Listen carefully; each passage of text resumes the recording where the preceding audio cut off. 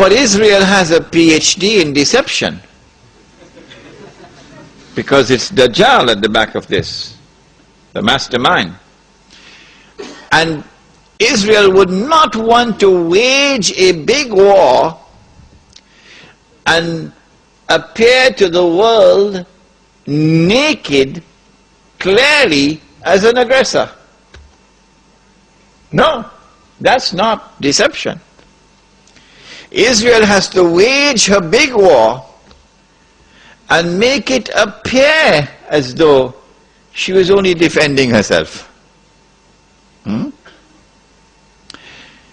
The only Muslim I know of who has had the capacity to be able to penetrate the deception that has been going on all these years, the only one I know of, was a man who never went to Al-Azhar University.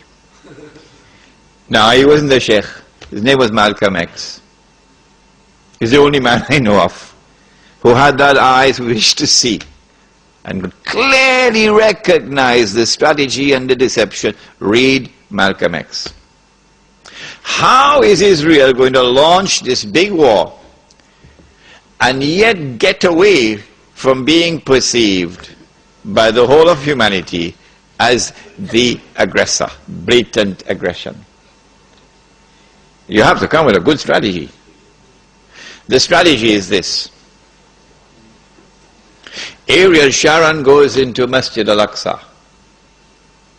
with 1,000 Israeli military with him, with their shoes on, with the full knowledge that this calculated act of extreme provocation must have a response, a fiery response.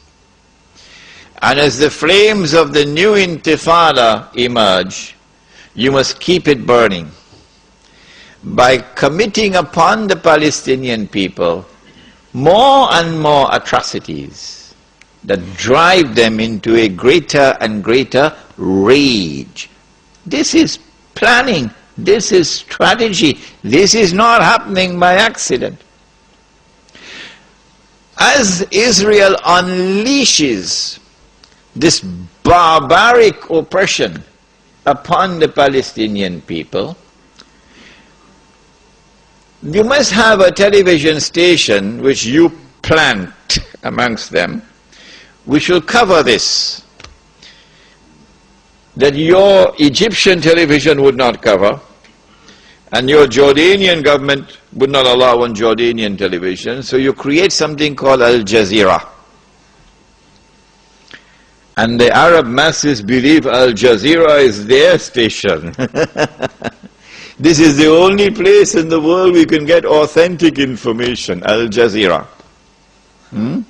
So Al Jazeera is now used to portray all the atrocities. And so around the Arab world, the masses only have to tune into Al Jazeera and they know what's happening. And so the Arab masses become more and more angry. Impending scenario in which, like the domino effect, governments around the world of Islam, they will claim, are now going to fall. And the world of Islam is rising up now. And one-eyed Muslims, of course, are going to believe it. The world of Islam is now going to rise up and all these governments are going to be swept away. And authentic governments representing the Muslim masses will now emerge. And therefore the Jews are going to have their throats cut. This is going to be the most dangerous moment in the entire life of the world of Jews. The media will portray it. If we don't do something, we will all be slaughtered by these Muslim fanatics.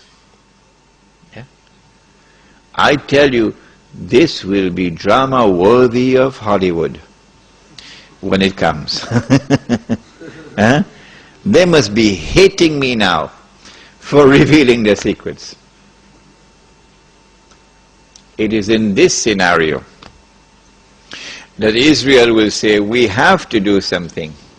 If we just sit here and do nothing, the state of Israel will be destroyed and the Jews will all be slaughtered. What can we do? They call it a preemptive strike. A preemptive strike. But it won't be a preemptive strike.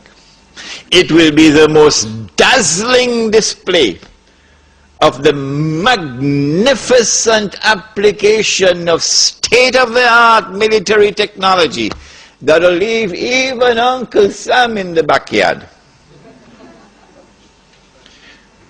A war like Uncle Sam has never seen and could never wage.